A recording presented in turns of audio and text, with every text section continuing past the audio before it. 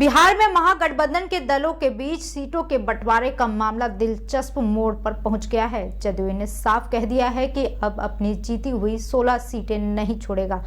बची हुई 24 सीटों का बंटवारा राजद अपने सहयोगी दलों वाम और कांग्रेस के बीच कर ले। ये राजद के लिए सिरदर्द बन गया है।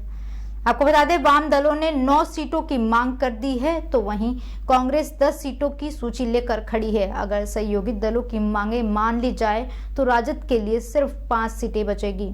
महागठबंधन या राष्ट्रीय स्तर पर जदयू को INTI में रखना है तो उसकी सीटों से छेड़छाड़ करने से बचना होगा।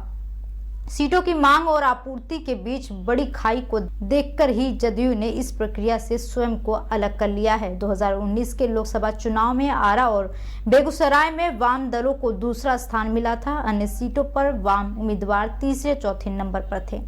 भाकपा ने बेगूसराय, मधुबनी और बांका सीटों की मांग की है।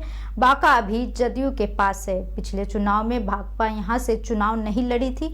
बेगूसराय भाकपा की परंपरागत सीट मानी जाती है। बता दें, 2019 में भाकपा के चर्चित उम्मीदवार कन्हैया कुमार दूसरे नंबर पर रहे थे।